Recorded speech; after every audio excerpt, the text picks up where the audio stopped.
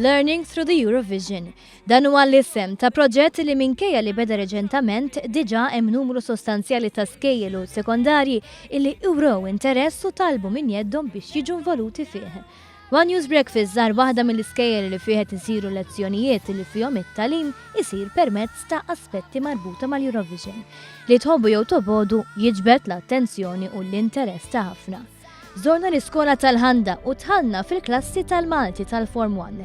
Il-lezzjoni kienet dwar il-partiċelli u matul ntużaw riżorsi u filmati marbuta mal-Junior Eurovision. Hemmhekk iltqajna mal-moħħ wara dan il-proġett, il-lettur fil-Fakultà tal-Edukazzjoni fl-Università ta' Malta u koordinatur tal-proġett George Cremona. Passjoni u imħabba kbira lejn ix-xogħol li qed iwettaq mal-istudenti fissrilna kif bħala edukaturi dejjem jgħidu li l-istudenti ħajjitalmu iktar jekk dak li l-għalliem qed juża biex jgħallem jappella u jagħmel sens għall-istudenti nnifsu.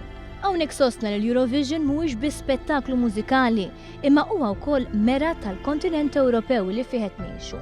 Kien għalhekk li nħoloq dan il-kors biex l-istudenti jiksbu l-ħiliet kritiċi biex huma wkoll janalizzaw dak li joħroġ meta wieħed iħares lejn il-Eurovision f'livell aktar fond.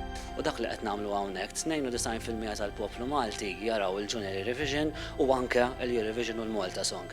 U aħna dak li qed nagħtuhom qed nagħlmuhom punti marbuta mas-sillabu, f'dal każ kien Malti imma għandna wkoll proġetti li ħajkunu jinvolvu anke suġġetti oħrajn li ħanalmuhomlhom permezz ta' dak li jagħmel sens għalihom. Kif rajtu anke it-tfal u l-istudenti qegħdin mhux biss jieħdu sehem imma anke jipparteċipaw b'mod ħaj ħafna u s-sabiħ huwa li anke fil-livelli ogħla fejn jidħlu anke kulleġġi u anke l-diretturi edukattivi ta' pajjiżna anke l-università qiegħda taraf li dawn il-proġetti, dal-proġett Learning through the Eurovision u oħrajn qegħdin iħallu frott u allura la qegħdin iħallu frott inkomplu naħdmu fuqhom u nutilizzawhom. Għaldaqstant qed jaħdem għalliema fi skejjel differenti biex li l-istudenti flok ituhom karta ta' noti li jistgħu jkunu monotoni joħolqu aktar sens ta' pjaċir fit-tagħlim.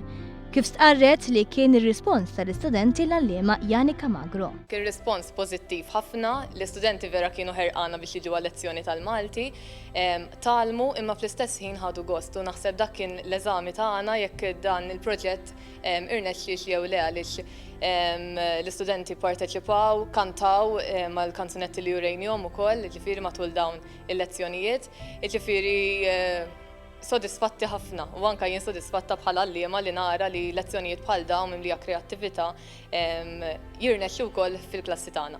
Waqt il-lezzjoni stajna nosservaw li l-istudenti kienu ferm entużjasti għal-lezzjoni u magħna huma stess tqarrew illi talmu u ħadu ħafna pjaċir.